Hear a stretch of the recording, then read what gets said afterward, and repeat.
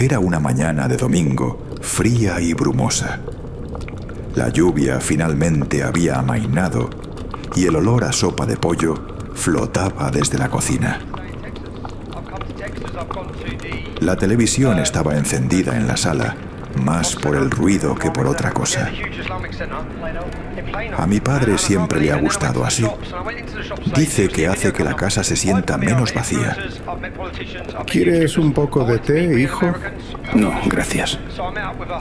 Me hundí en el sofá y miré la pantalla distraídamente. No estaba prestando atención hasta que la voz del presentador se agudizó. ¿Y ahora qué? Lamentamos la interrupción del programa, pero les traemos una noticia de última hora. Se informa que un avión de pasajeros ha caído en las tierras altas del norte. Se están enviando equipos de búsqueda.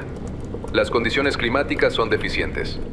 La señal se perdió en algún lugar cerca de la antigua cordillera forestal. Mostraron una imagen satelital de la montaña. Incluso borrosa a través de los gráficos del estudio, reconocí la línea de la cresta de inmediato. Se me encogió el estómago. Hacía años que no escuchaba su nombre en las noticias. La montaña tiene su reputación, de la que se susurra en los pueblos vecinos. A principios de la década de 1990, un pequeño avión cayó en algún lugar de su cuenca boscosa, aproximadamente a 37 kilómetros al norte de mi ciudad natal. Se dirigía a la capital provincial cuando perdió contacto sobre un tramo densamente boscoso y poco poblado de las tierras altas. A bordo iba un pequeño grupo de funcionarios y personal. Las lecturas iniciales del radar sugirieron una pérdida de altitud repentina y dramática, consistente con un posible impacto en terreno remoto. No hubo llamada de socorro, ni una transmisión final. Los primeros equipos de búsqueda entraron poco después. Ninguno regresó. Los restos, la gente, todo, desapareció como si se lo hubiera tragado la propia tierra. Hubo más intentos después de eso, cada equipo más cauteloso que el anterior. Ninguno regresó tampoco. El gobierno finalmente ofreció una explicación. El avión, y probablemente también los buscadores desaparecidos, habían sido reclamados por el bosque. El bosque era una trampa, un laberinto de pantanos ocultos, inundaciones repentinas y laderas inestables listas para deslizarse ante la menor lluvia. El denso dosel hacía que las búsquedas aéreas fueran inútiles. El bosque se tragaba el sonido y la luz por igual. Era el tipo de lugar en el que una persona podía entrar y nunca salir. Solo unos meses después de que el último equipo de rescate se desvaneciera, se estaba reuniendo otro. Esta vez no era para localizar el avión, sino para encontrar a los propios buscadores desaparecidos. La misión era sencilla en teoría: desandar los pasos de los que habían desaparecido, seguir las señales que dejaron y traer de vuelta cualquier rastro de ellos que pudiéramos encontrar. Mi primo Anton llamó esa tarde lluviosa y me pidió que me uniera a la búsqueda. Yo había acampado antes en el bosque alrededor de la montaña y él pensó que conocía el terreno. Vacilé. Nunca había formado parte de una operación de búsqueda y rescate. Aún así, le dije que sí. El equipo era una mezcla variopinta. Un puñado de oficiales de rescate uniformados, voluntarios experimentados que habían estado en misiones menores antes y lugareños, como yo, que conocían mejor las zonas. Juntos, 20 de nosotros estábamos listos. Un grupo lo suficientemente pequeño para moverse rápido, pero suficiente para cubrir las traicioneras laderas y los valles profundos que se habían cobrado a los buscadores anteriores. Al notar mi inquietud, mi primo me puso una mano en el hombro. Vamos, hombre, relájate. No necesitamos milagros. Solo más ojos y botas sobre el terreno. Con un terreno tan accidentado, cada persona apta cuenta. Haré lo mejor que pueda. Dije, todavía inseguro. Solo quédate con tu grupo y sigue las instrucciones. Estarás bien. Un hombre alto y corpulento se nos acercó desde el otro lado del claro. Anton dio un paso adelante y le estrechó la mano. Qué mal. Este es mi primo. Dijo, girándose un poco y señalándome. Se unirá a tu equipo. Conoce bien la parte sur de la montaña. Pensé que podría ayudarte con la navegación y las búsquedas terrestres. Kemal me miró de arriba abajo por un momento, evaluándome. Asentí y le estreché la mano. Encantado de conocerte. Su voz era tranquila y amable. Noté un leve acento cuando hablaba. Kemal lidera la unidad de tierra. Te moverás a pie por el sector sur. Arman y Ryan irán en los helicópteros una vez que el tiempo aclare lo suficiente para una búsqueda aérea adecuada. Esos bastardos con suerte. Kemal dejó escapar un breve suspiro que pudo haber sido una risa. Debe de ser agradable volar sobre todo esto, en lugar de arrastrarse a través de ello. Anton sonrió levemente. Alguien tiene que hacerlo. Consultó su reloj y dio una última calada a su cigarrillo antes de tirarlo. Luego se volvió hacia mí. Si tienes preguntas, pregúntale a Kemal. Él ha pasado por este tipo de cosas más veces de las que le gustaría. ¿Has visto un cadáver antes? Me preguntó Kemal de repente, esbozando una sonrisa. Vacilé. Bueno, algo así. Anton sacudió la cabeza. Kemal levantó las manos en señal de falsa rendición, sin dejar de sonreír. Solo digo, es mejor que lo escuche ahora que se quede paralizado después. Debería saber a qué nos enfrentamos aquí. No le hagas caso.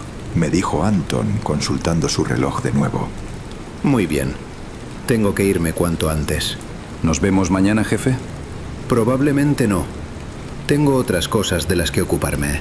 Hizo una pausa y luego asintió hacia mí. Oye, Kemal, échale un ojo a este chico por mí, ¿de acuerdo? Kemal se encogió de hombros, levantando ligeramente la comisura de los labios. Relájate. Lo trataré como a una princesa. Ten cuidado. ¿Está bien? Dijo Anton, clavándome una mirada firme. Da lo mejor de ti ahí fuera. Ayuda a estos tipos. Cuento contigo. El peso de sus palabras se instaló en mi pecho y de repente la situación se sintió mucho más seria que un momento antes. Mientras Anton se alejaba, el bosque pareció cerrarse de nuevo a nuestro alrededor.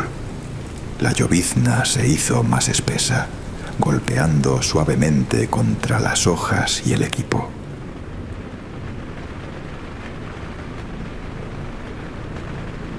Kemal nos reunió dentro de una tienda más grande.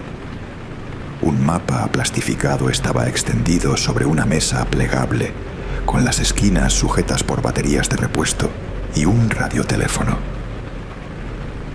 Me acerqué, observando cómo trazaba líneas en el mapa con un dedo grueso, delineando sectores y crestas que yo reconocía de años de senderismo por la zona. Peinaremos primero el borde sur, dijo, golpeando el mapa 2 veces. Nos movemos despacio. Manténganse en el rango visual. Informen de cualquier cosa que parezca fuera de lugar, incluso si no están seguros. Y nadie deambula solo. Hay un pequeño río más adelante, dije, señalando un tramo no marcado del mapa. Serpentea por el valle a lo largo de la base de los acantilados orientales. Si lo seguimos hacia el norte, los acantilados se nivelan gradualmente hasta convertirse en marismas allí. Eso nos acercará a las últimas coordenadas conocidas antes de que el vuelo perdiera el contacto. Buen trabajo, chico, dijo, dándome una palmada sólida en el hombro. Sin embargo, hay un campo de hierba abierto cerca del borde occidental de la montaña, añadió alguien. A unos 4 kilómetros al noroeste del río. Kemal estudió el mapa cuidadosamente, siguiendo las crestas con el dedo. Necesitamos ojos en ambos lados. Hassan, toma a algunos hombres y peina el borde occidental. Informen cada 10 minutos. El resto de nosotros avanzaremos a lo largo del río. El tipo llamado Hassan asintió. Normalmente no dividiría un equipo, pero aquí es la única forma de cubrir terreno de forma segura sin dejar puntos ciegos. Se repartieron las radios y se engancharon a las correas. Se confirmaron los nombres en clave. Muy bien, dijo Kemal en voz baja. Movámonos.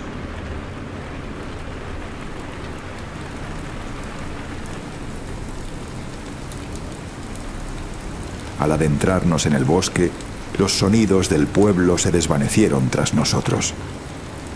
El bosque nos tragó rápidamente, las hojas se cerraron sobre nuestras cabezas y el sendero se estrechó en algo más oscuro y menos seguro.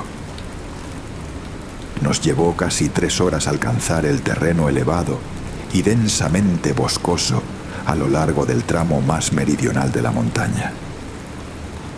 Cada paso tenía que ser medido.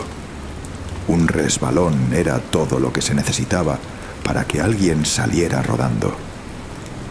El camino de tierra subía de forma gradual pero implacable, resbaladizo por el lodo del agua de lluvia que goteaba a través del denso dosel superior. Para cuando la pared rocosa del acantilado finalmente emergió ante nosotros, medio oculta, tras un grueso muro de vegetación enmarañada, la luz había empezado a desvanecerse. Después de un breve estudio del terreno, Kemal levantó una mano y nos detuvo. Aquí era donde nos separaríamos.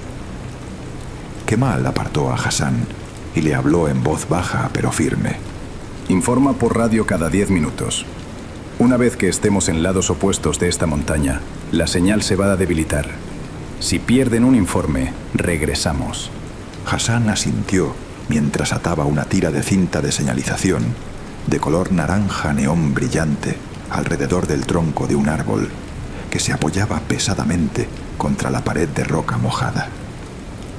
El color destacaba con nitidez contra los verdes oscuros y grises del bosque. Nos reagruparemos aquí antes de la puesta de sol, dijo Kemal, consultando su reloj. A más tardar. Como digas, jefe, respondió Hassan. Con eso nos echamos las mochilas al hombro y nos alejamos unos de otros, desapareciendo en corredores separados de árboles y sombras. La llovizna no mostraba signos de cesar mientras rodeábamos el acantilado. No debía de ser mucho más del mediodía, pero el cielo bajo y nublado y el denso dosel superior atenuaban la poca luz que quedaba. Todo se sentía mudo y gris, como si el propio bosque se estuviera tragando el día. Mis pies habían empezado a entumecerse tras horas de caminata, sensación que se acentuaba por el lodo que se filtraba en mis botas y se acumulaba alrededor de mis dedos.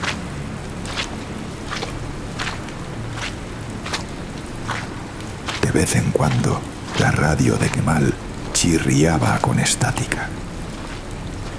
Seguían breves informes de posición, voces cortantes que intercambiaban ubicaciones antes de disolverse de nuevo en el ruido. Cada transmisión se sentía un poco más tensa que la anterior. Kemal aminoró la marcha y encendió una linterna de alta potencia, cuyo brillante haz cortó la lluvia y barrió el bosque que teníamos delante. Los árboles y la maleza enfocaban brevemente antes de desaparecer de nuevo en la sombra. El acantilado descendía gradualmente hasta llegar al río, su superficie agitada por el agua torrencial y las corrientes blancas y espumosas. El lodo chapoteaba bajo nuestros pies mientras avanzábamos con cuidado por la orilla resbaladiza, cada paso medido contra raíces ocultas y piedras sueltas. Ahora vamos río arriba. dije mirando a Kemal. Él asintió e intercambió una mirada rápida con los demás antes de avanzar.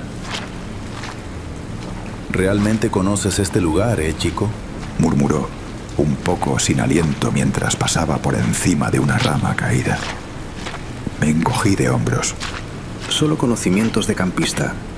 He recorrido estos senderos lo suficiente como para conocer algunos atajos y lugares seguros, pero nunca he subido a la montaña. Las laderas son demasiado impredecibles. Bueno, eso va a ser útil, dijo, deteniéndose para desplegar su mapa. Siguió el río con un marcador de borrado en seco, anotando las curvas y las elevaciones.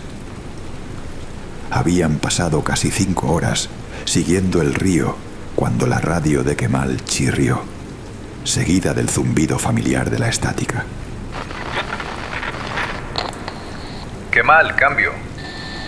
La voz de Hassan llegó, distante y metálica, como si estuviera rebotando en los árboles. ¿Me oyes? Sí, te copio, respondió Kemal, manteniendo un tono tranquilo. Más estática. Luego un acople agudo siseó a través de la línea. Encontramos algo. Todos se quedaron helados. Incluso el río pareció callar en la tensa pausa. ¿Qué encontraste? Preguntó Kemal con voz firme pero baja. Un zapato y algo de ropa desgarrada, sangrienta. No hay restos de avión cerca. Se me revolvió el estómago. ¿Algún cuerpo? La voz de Kemal bajó, cuidadosa, estática. Luego una respuesta débil. No, solo trozos de ropa, esparcidos por toda la loma. Demasiados para contarlos. Los dedos de Kemal se apretaron en su radio. Fotografíen todo. No los toquen, todavía no. ¿Entendido? Copiado. La voz de Hassan llegó temblorosa pero cortante. Marca tu posición en el mapa e informa de vuelta.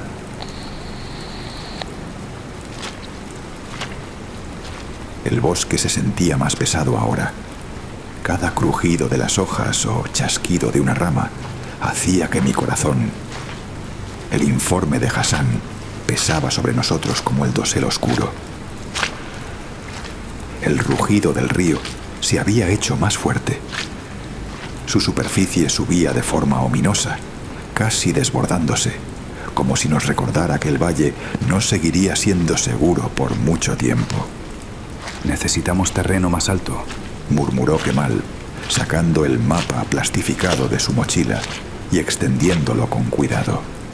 Señalé el valle a través del mapa. Si lo seguimos y luego cortamos a la izquierda justo por aquí, indiqué un giro. Podemos rodear la montaña por el oeste. Eso debería ponernos en terreno más alto y darnos mejor recepción. Él asintió y marcó el rastro, estudiándolo por un momento. Tiene sentido. Nos movemos con cuidado. Mantengan los ojos abiertos, caballeros, y mantengan la concentración. Empezamos a caminar de nuevo, abriéndonos paso con cuidado por la resbaladiza orilla del río. Kemal miraba su reloj cada pocos minutos, con la mandíbula apretada, como si el tiempo que se escapaba hiciera que el bosque se sintiera más pesado.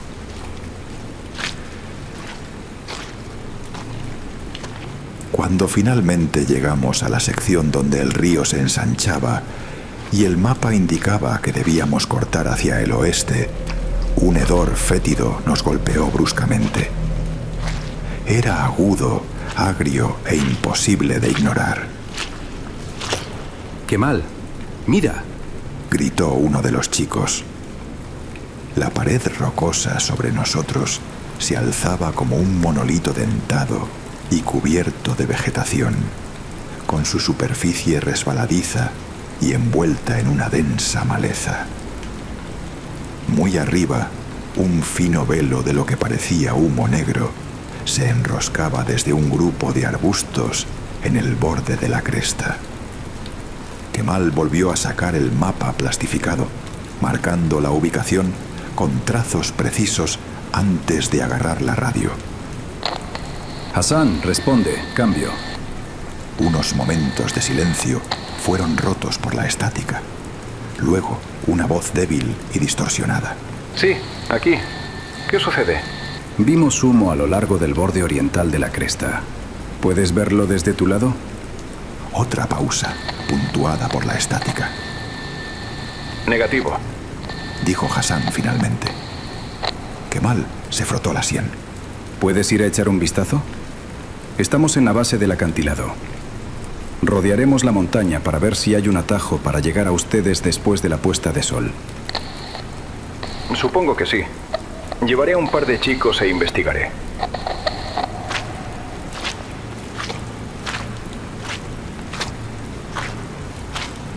Cuando finalmente llegamos a la cara norte de la montaña, el terreno cambió de repente. Un lado descendía suavemente entre dos acantilados escarpados, con la maleza espesa y enmarañada. Las raíces y las piedras sueltas hacían que cada paso fuera incierto.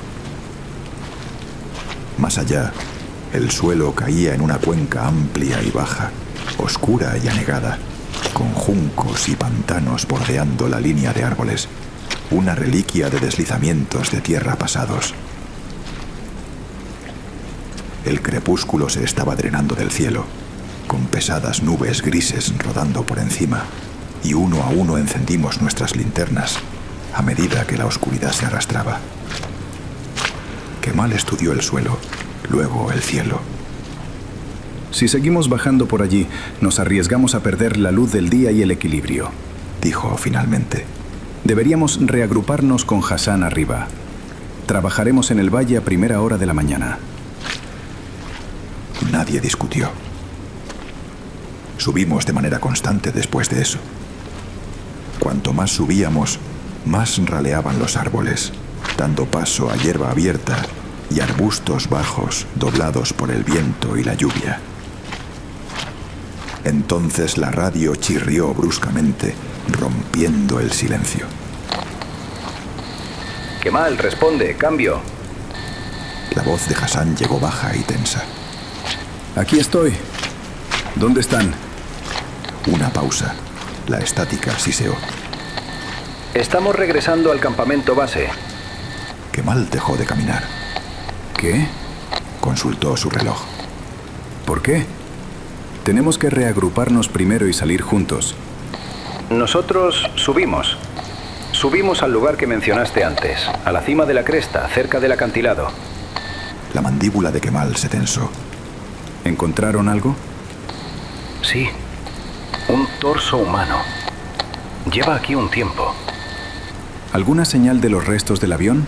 ¿Algo en absoluto? Hassan, ¿estás ahí? Cambio. No puedo hablar mucho. Tenemos a un hombre gravemente herido. Estamos regresando al campamento base. ¿Qué pasó? ¿Aseguraron los restos? Hay algo ahí arriba. Empujó a 2 de nuestros hombres hacia el borde. ¿Qué? Cayeron al vacío. ¿Los viste caer? Tienes que darte la vuelta. Regresa por donde viniste. No te acerques para nada a la cima. Hassan, no tiene sentido. ¿Qué pasó exactamente? Kemal, escucha. Lárgate de esa puta montaña. La radio chirrió bruscamente. Solo la estática respondió. Me di cuenta de algo. No era solo interferencia. Él había estado susurrando. No por una señal débil, sino como si no quisiera ser escuchado. Como si algo estuviera escuchando. ¿Qué demonios? ¿Hassan? Eso no es bueno, murmuró alguien entre dientes. Kemal bajó la radio lentamente. El músculo de su mandíbula se tensó y, por primera vez desde que lo conocí, pareció inseguro.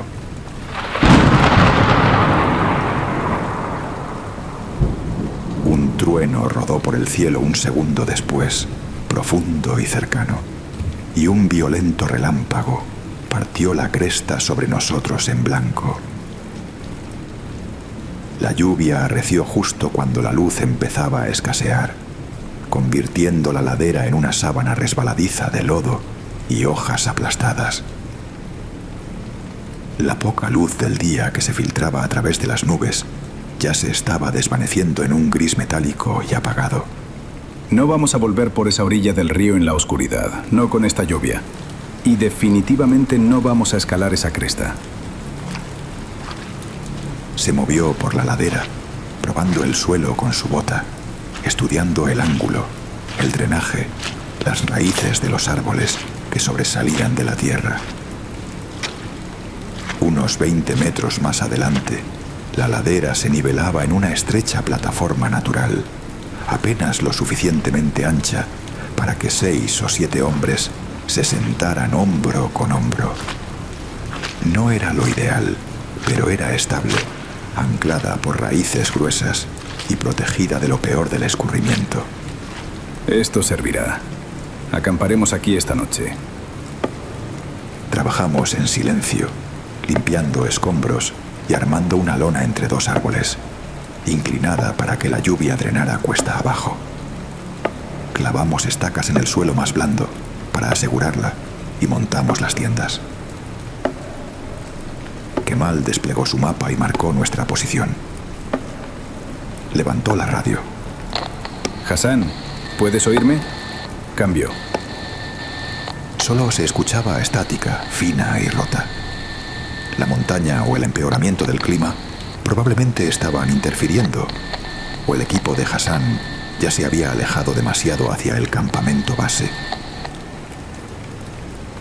Asignó un horario de guardia rotativo después de eso. 2 hombres a la vez. No deambulamos. Si necesitas mear, despiertas a alguien y vas a 5 metros, no más. La lluvia tamborileaba contra la lona en un ritmo implacable. El agua se filtraba por el borde de nuestra plataforma en delgados arroyos lodosos, arrastrando hojas y ramas rotas cuesta abajo hacia la cuenca inferior. El bosque se había quedado extrañamente silencioso, excepto por el clima. En algún lugar por encima de nosotros, más allá de la línea donde habíamos visto el humo, la montaña desaparecía en la sombra. Kemal estaba al borde de la plataforma, con la mandíbula tensa, la radio en la mano, mirando hacia la ladera mientras intentaba de nuevo contactar a Hassan y al campamento base. Entonces la noche se cerró a nuestro alrededor. Tomé la primera guardia con Kemal poco después de la puesta del sol. Ninguno de los 2 había logrado dormir de todos modos. Hablamos en voz baja al principio, luego cada vez menos a medida que la noche se profundizaba. Me contó que había sido médico en Brunei, pero desafortunadamente sus credenciales no fueron convalidadas y las juntas médicas rara vez aceptaban títulos extranjeros. Manejar la parte médica para el equipo de búsqueda y rescate, primeros auxilios, emergencias menores, lo que surgiera, era lo mejor que podía ofrecer aquí.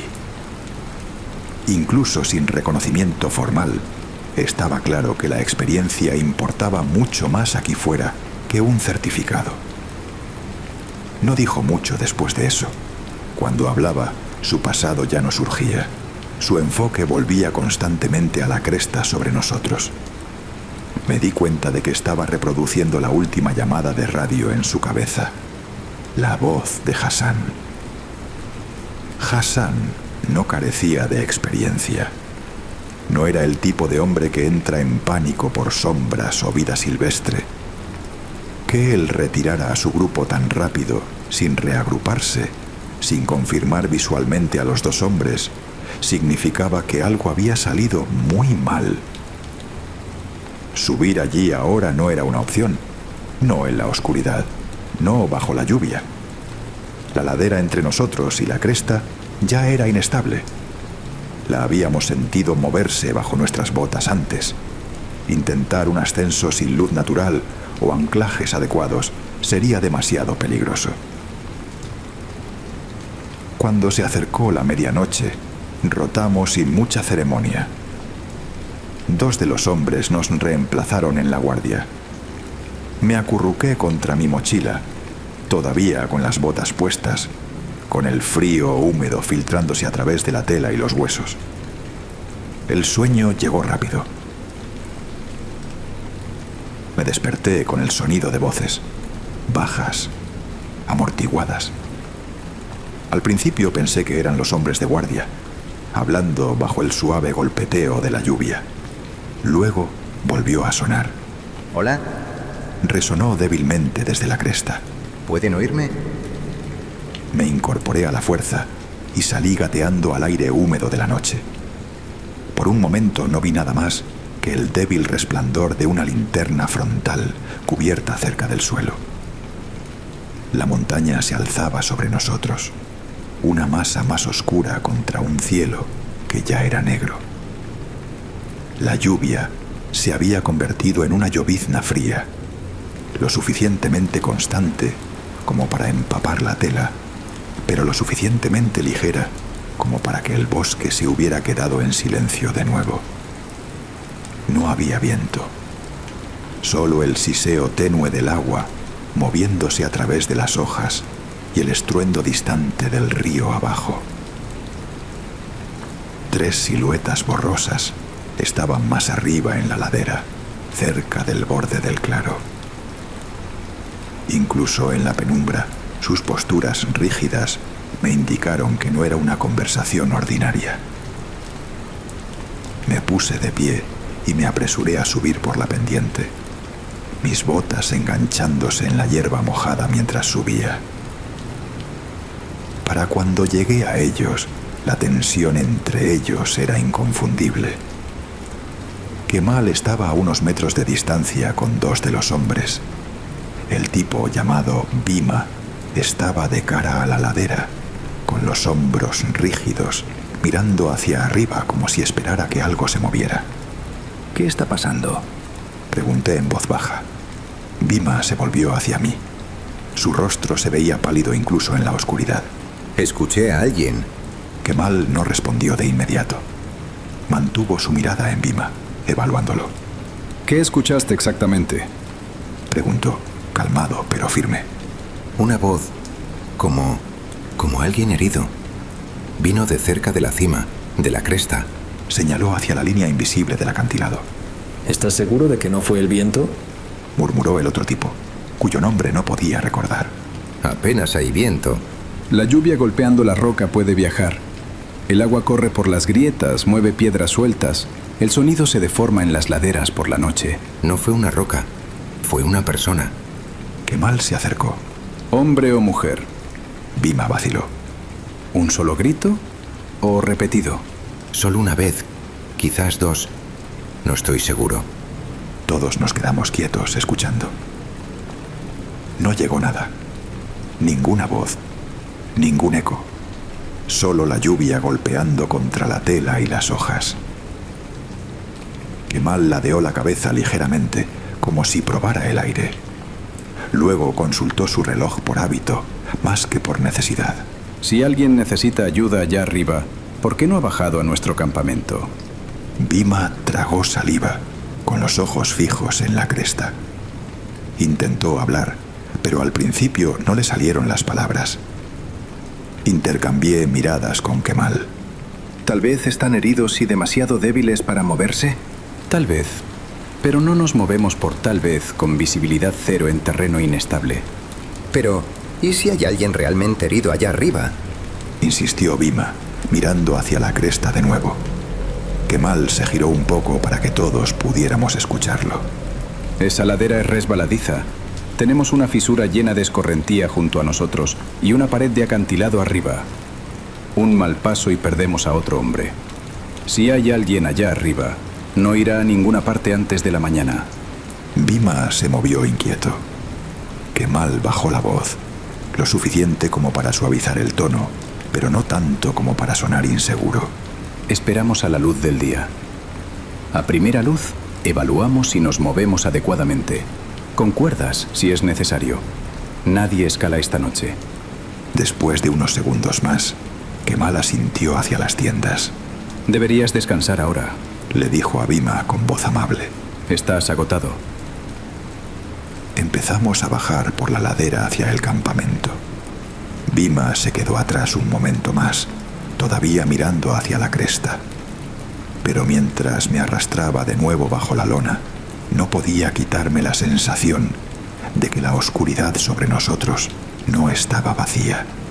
Estaba escuchando, estaba mirando. Las palabras de Bhima seguían dando vueltas, negándose a calmarse. ¿Realmente había escuchado a alguien pidiendo ayuda? ¿Y si tenía razón? ¿Y si alguien realmente estaba allá arriba, herido, débil? ¿Y nosotros estábamos aquí abajo sin hacer nada, dejándolos tirados en la oscuridad, en la lluvia, solos? El pensamiento me oprimía las costillas hasta que me costaba respirar. Pero entonces la voz de Hassan volvió a mí, delgada y tensa a través de la estática. Vieron algo que los había asustado. Había sonado aterrorizado, no confundido, no equivocado. Aterrorizado lo suficiente como para abandonar la cresta y retirarse al campamento base sin reagruparse. Eso no era el protocolo, y eso era lo que más me inquietaba. Cerré los ojos de nuevo. El agotamiento me tragó casi instantáneamente. Sentí que pasaron minutos cuando unos gritos desgarraron la cuenca. La voz de un hombre bajaba por la ladera, deformada por la distancia y la lluvia. ¡Bhima! ¡Vuelve aquí! ¿Qué estás haciendo? Me desperté de golpe y salí gateando de la tienda, casi resbalando en el lodo. La lluvia fría me golpeó la cara. Cerca del borde del claro, dos figuras estaban rígidas en la oscuridad, con sus linternas levantadas, los haces cortando la llovizna mientras peinaban la ladera de arriba. Me acerqué corriendo, todavía medio desorientado. ¿Qué pasó? Es Bhima, dijo uno de ellos, con el aliento inestable. Dijo que vio a alguien allá arriba. Seguí su línea de visión. Al principio no vi nada, solo el contorno negro de la cresta. Luego, por un segundo, algo se movió. Un movimiento vago, demasiado indistinto para nombrarlo. Simplemente salió caminando. No dijo nada. Empezó a subir la colina, como si ni siquiera estuviera despierto. ¿Dónde está Kemal? Está justo detrás de él. Nos dijo que nos quedáramos quietos. Dijo que no nos acercáramos a la cima. La cresta se alzaba sobre nosotros, silenciosa excepto por la lluvia. ¿Qué hacemos? Esperamos, dije, aunque mi voz vaciló. Consulté mi reloj. Las 4:14. Nos quedamos allí escuchando la lluvia y el viento que bajaba por la ladera. Los haces de las linternas recorrían la oscuridad en arcos inquietos. Entonces la niebla empezó a entrar, espesa y baja, derramándose desde la cresta como humo. Se tragó la ladera superior primero, luego se arrastró hacia nosotros hasta que los árboles alrededor del claro se desdibujaron en los bordes. Pasaron los minutos. Entonces algo se movió dentro de la niebla. Al principio era solo una distorsión, una forma más oscura dentro del gris. Lentamente se afiló en el contorno de un hombre, descendiendo rápido. Kemal. Tropezaba más de lo que corría, sus botas resbalando en la hierba mojada. Incluso a la distancia pude ver que algo andaba mal. Su rostro estaba drenado de color. Bhima no estaba con él. ¿Dónde está Bhima?, gritó alguien. Kemal no desaceleró. No se molesten en empacar, dijo con voz ronca mientras pasaba junto a nosotros. Nos vamos, ahora. ¿Qué pasó? Lo seguí cuesta abajo. A los demás despiértenlos, no podemos quedarnos aquí. ¿Qué pasa con Bhima? Nos vamos, repitió, con la voz quebrándose por primera vez. Ni siquiera volvió por su mochila. Siguió moviéndose hasta que llegó al borde de la ladera, donde caía hacia la cuenca oscura de abajo. Solo entonces se giró. ¡Muévanse! ¡Ahora! ¡Por el amor de Dios! Gritó con voz ronca pero urgente, apenas más fuerte que la lluvia. Nos quedamos allí un segundo de más, aturdidos. No necesité que me lo dijeran 2 veces. Me metí en la tienda, agarré mi mochila y me la colgué al hombro. Detrás de mí, los otros estaban despertando a los hombres restantes con voces bajas y frenéticas mientras las cremalleras se abrían en la oscuridad. Kemal ya estaba descendiendo, regresando por donde habíamos venido. Era casi imposible navegar por el bosque con solo nuestras linternas para guiarnos. El río rugiendo en algún lugar a nuestra izquierda y la pared de acantilado mojada, elevándose negra y escarpada a nuestra derecha. Kemal jugueteaba con la radio, enviando llamadas repetidas a Hassan en el campamento base, pero solo la estática respondía. Durante la noche el río se había desbordado, su borde acercándose más, obligándonos a pegarnos al acantilado. La orilla se había disuelto en un lodo que succionaba nuestras botas y amenazaba con hacernos perder el equilibrio en cada paso. Adelante, el dosel se aclaró por un tramo, exponiendo una franja de cielo gris oscuro, todavía pesado por la lluvia. Nuestros haces de luz se sentían pequeños y frágiles contra la oscuridad. Para cuando salimos de los árboles, era casi mediodía. Cada uno de nosotros estaba agotado hasta la médula. El cielo colgaba bajo y sin color, y ahora la lluvia caía en sábanas pesadas, impulsada lateralmente por un viento creciente que azotaba los árboles maltratados. El patio de la escuela donde habíamos montado el campamento parecía más pequeño de alguna manera, y vacío. No había rastro de Hassan, no había rastro de los demás. ¿Todos se fueron?, preguntó alguien, con la incredulidad colgando en su voz. Kemal agarró su radio. Hassan, ¿dónde estás? ¡Cambio! Las tiendas seguían en pie. Unas pocas cajas de agua potable yacían donde las habíamos dejado. El equipo de cocina estaba abandonado, una lona medio derrumbada, ondeando suavemente con la brisa. Me moví hacia una de las tiendas. Adentro había papeles esparcidos por el suelo húmedo. Colillas de cigarrillos flotaban en charcos poco profundos. No se habían ido del campamento, me di cuenta, con cada vello de mis brazos erizándose. Nunca llegaron a volver aquí. En algún lugar allá afuera todavía estaban en el bosque.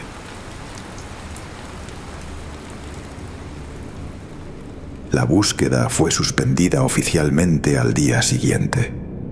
Para entonces la lluvia había convertido la cuenca norte en un mar interior poco profundo. Lo que había comenzado como un aguacero constante se endureció en algo implacable. La mañana siguiente trajo deslizamientos de tierra a lo largo de las laderas inferiores e inundaciones repentinas que arrasaron los barrancos, arrastrando árboles, tierra y cualquier cosa no asegurada hacia el valle inferior.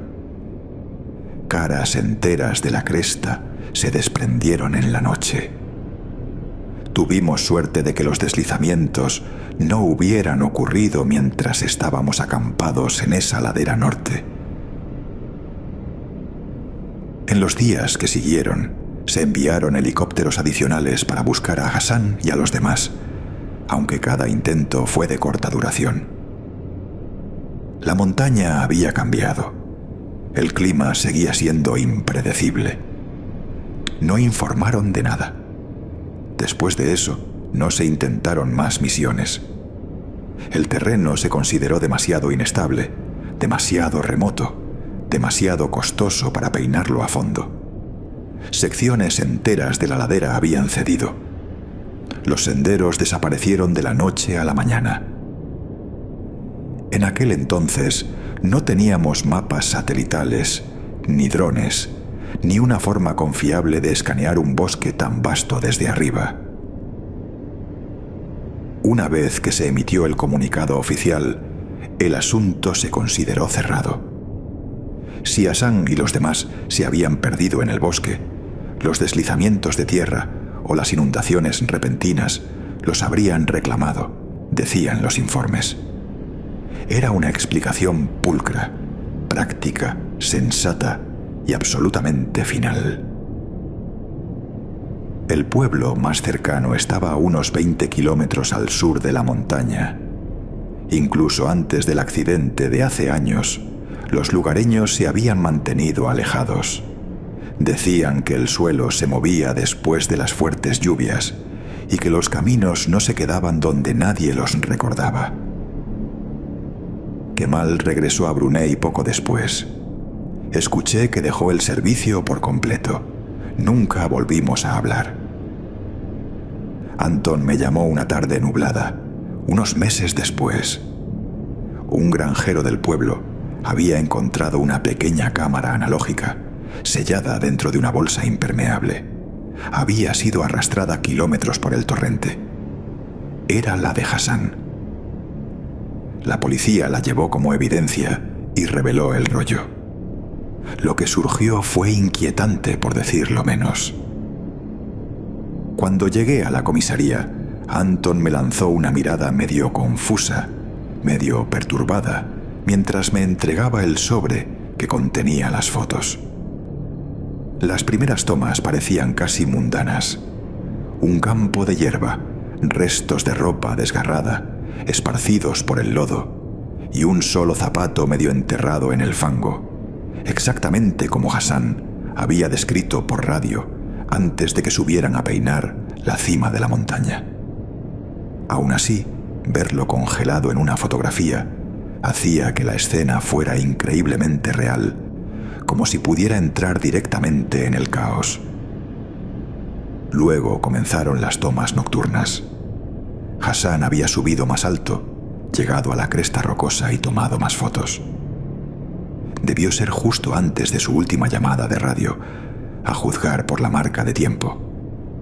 Y entonces, casi como si la propia cámara retrocediera, apareció un cuerpo yaciendo sobre su estómago, con las extremidades retorcidas y en descomposición, la piel moteada y sin vida. El flash iluminaba cada detalle crudo, las rocas dentadas debajo, la tierra oscura alrededor, los bordes irregulares de la ropa, aferrándose desesperadamente al cadáver. El siguiente fotograma me cortó la respiración. Una mano que antes estaba encogida hacia adentro, ahora se estiraba hacia afuera. Una pierna se había movido, el ángulo era sutilmente diferente, el torso ligeramente girado. Al principio parecía imposible, pero cada fotograma que seguía lo confirmaba. El cadáver se estaba moviendo, cambiando de posición. Para las fotos finales mi estómago se anudó de terror. En la última fotografía el cuerpo ahora yacía boca arriba, y sus ojos, nublados y sin vida. Dios, esos ojos me perseguirán por siempre. Ellos miraban fijamente a la cámara.